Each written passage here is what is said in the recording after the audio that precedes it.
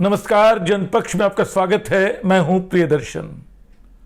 दोस्तों, शुक्रवार हमारे लिए एक उदास करने वाला दिन था भारतीय लोकतंत्र के लिए, भारत की नागरिक अधिकारों की लड़ाई के लिए, क्योंकि हम सब ने अपने एक योद्धा को, जो हमारे लिए पिछले 20 साल से लोकतंत्र की कई लड़ाइयां लड़ रहा था, उसको खो दिया।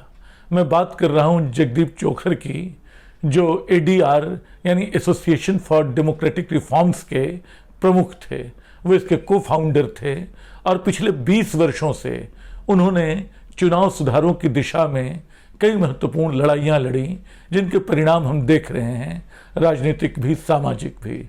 मसलन आपको थोड़ी हैरानी होगी जब मैं आपको ये बताऊं कि प्रधानमंत्री की डिग्री पे जो विवाद शुरू हुआ, या पूर्व मंत्री स्मृति ईरानी की डिग्रियों पे जो सवाल खड़े हुए, वो इसी वजह से खड़े हुए कि जगदीप चोखर ने चुनावों को पारदर्शी बनाने की एक लड़ाई लड़ी थी। और ये 2002 की बात है, जब एडीआर के एक याचिका पर सुप्रीम कोर्ट ने ये फैसला सुनाया, ये व्यवस्था दी कि जो लोग चुनाव लड़ेंगे उनको अपनी पढ़ाई लिखाई के लिए, अपनी संपत्ति के लिए और अपने ऊपर चल रहे केसों के लिए हलफनामे देने होंगे। उनको बताना होगा कि उनके खिलाफ कितने मुकदमे हैं, उनको बताना होगा कि उनकी पढ़ाई लिखाई क्या है, उनको बताना होगा कि उन्होंने कितनी संपत्ति अर्जित की है। 2002 में अगर एडीआर नहीं होता, अगर ये केस नहीं होता, तो नेता अपनी संपत्ति, अपने अपराध, अपने ऊपर चल रहे मुकदमे अब तक छुपाए रखते। और ये शैक्षणिक ब्यौरे डालने का ही दबाव था कि चुनावी हलफनामे के समय प्रधानमंत्री मोदी ने जो कुछ डाला, जो हलफनामा दिया, स्मृति ईरानी ने जो हलफनामा दिया, उससे ऐसे संदेह और सवाल खड़े हुए जिन पे आज तक बहस जारी है। लेकिन मैं उस पर नहीं जाऊंगा। मैं बस जगदीप चोखर पे आना चाहता हूं, जो बहुत धीरज के साथ बहुत लंबे समय तक वो छोटी राजनीति में नहीं पड़े। उनकी नज़र भारतीय चुनाव को साफ सुथरा बनाने पे थी और इसके लिए वो कभी भी पीछे नहीं हटे। 2024 में फिर उनको एक बड़ी कामयाबी मिली, जब मोदी सरकार द्वारा लाए गए चुनावी बॉन्ड को उन्होंने सुप्रीम कोर्ट से खारिज कराया। वो चुनावी बॉन्ड इस तरह लाया गया था कि बहुत सारे लोग अपना गुमनाम पैसा दे सकते थे और सिर्फ सरकार को पता चलता है कि वो पैसा किसके लिए, किसको दिया जा रहा है। तो इस पे सवाल खड़ा किया एडीआर ने और भी संस्थाओं ने। एडीआर उनमें प्रमुख था और सुप्रीम कोर्ट ने अंततः चुनावी बॉन्ड को, इलेक्टोरल बॉन्ड को अवैध माना, उसको खारिज कर दिया। तो ये जगदीप चोखर की शख्सियत थी। जगदीप चोखर का थोड़ा इतिहास भी जान लें। वो हमेशा से चुनाव सुधार में लगे रहे, लेकिन उसके पहले वो आईआईएम में प्रोफेसर थे और वहाँ से रिटायर होने के बाद, यानी रिटायरमेंट के बाद जो 60 के पार की उम्र होती है, लोग थक जाते हैं, बूढ़े हो जाते हैं, सोचते हैं कोई ऐसा काम करें जो बहुत थकाए नहीं।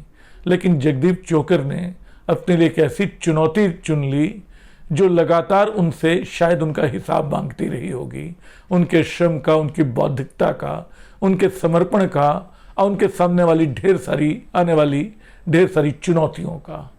आज जब हमको याद कर रहे हैं तो एक ये भी याद कर सकते हैं कि बिहार में जो एसआईआर चल रहा है, जो मतदाताओं का गहन सर्वेक्षण चल रहा है, उसके खिलाफ जो लोग सुप्रीम कोर्ट गए, उनमें एडीआर भी थी और ये उन्हीं की याचिका थी जिस पर कम से कम चुनाव आयोग को एक कदम पीछे हटना पड़ा। ठीक है कि अदालत ने बात नहीं मानी कि इस पूरे एसआईआर को रद्द कर दिया जाए, लेकिन एक बहुत महत्वपूर्ण मांग मान ली, जिसके बाद बहुत सारे वोटरों के वोट कटने का खतरा कम हो गया है। चुनाव आयोग इस बात पे अड़ा हुआ था, चुनाव आयोग बिल्कुल हेठी के साथ दोहरा रहा था कि आधार कार्ड तो फर्जी बनते हैं, वोटर कार्ड तो बहुत पुराने बेकार हैं, उन सबको हम मान्यता नहीं देंगे। उसने बिहार में मतदाताओं से 11 तरह के कागज मांगे थे, लेकिन उसमें आधार को शामिल नहीं किया था, जो सबसे प्रमुख पहचान का सरकारी कागज पिछले कई वर्षों से तमाम गरीब लोगों के लिए बना हुआ है। इसको लेकर एडीआर कोर्ट पहुंची और भी लोग पहुंचे, लेकिन सुप्रीम कोर्ट ने, और सुप्रीम कोर्ट में चुनाव आयोग लगातार ये दलील देता रहा कि नहीं, आधार को मान्यता देना ज़रूरी नहीं है, आधार फर्जी हो जाता है। एडीआर ने दलील दी अपनी ओर से कि आप मास एक्सक्लूशन न करें, आप सबको बाहर न कर दिए, नीति ठीक नहीं है, हिंदुस्तान के एक भी नागरिक का वोट नहीं कटना चाहिए।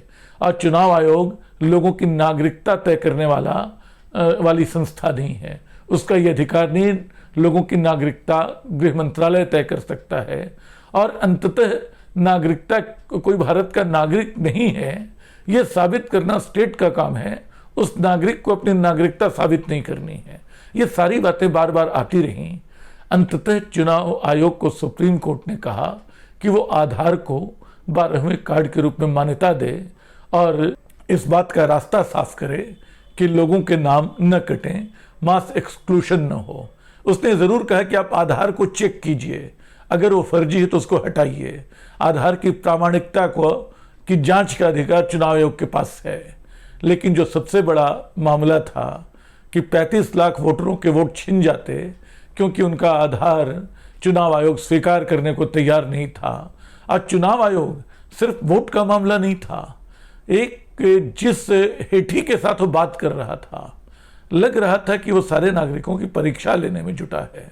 वो वो नेताओं के खिलाफ बयानबाजी कर रहा है, वो नेताओं को गलत रोशनी में पेश कर रहा है। ये सारी जो अहंकार भरी मुद्रा थी वो उसको बिल्कुल लोकतांत्रिक सतह पे लाने का काम जिन लोगों ने किया उसमें जगदीप चोकर थे। ये सच है कि ये लड़ाई अभी अधूरी रह गई, लेकिन और इसीलिए मैं बोल रहा हूँ कि हमारे लिए ये थोड़ा उदास करने वाला दिन है। लेकिन ये सिर्फ मुकदमे करते रहे ऐसी बात नहीं है। आप ध्यान देंगे कि अगर हर चुनाव के बाद आपको यह आंकड़ा मिल जाता है कि किस उम्मीदवार के पास कितने पैसे हैं, सबसे अमीर उम्मीदवार कौन है, सबसे गरीब उम्मीदवार कौन है, वो कौन है जो सबसे दागी है, किस पे सबसे ज़्यादा गंभीर मामले चल रहे हैं, तो इसलिए कि आपके पास एक संस्था उन्होंने बना दी, एडीआर ऐसा बना दिया जो लगातार आंकड़ों पे नज़र रखता था, जो लगातार हलफनामों पे नज़र रखता था, उनको आंकड़ों में बदल के, उनको भरोसेमंद विश्वसनीय आंकड़ों में बदल के आम लोगों तक, अखबारों तक, मीडिया तक पहुंचाता था।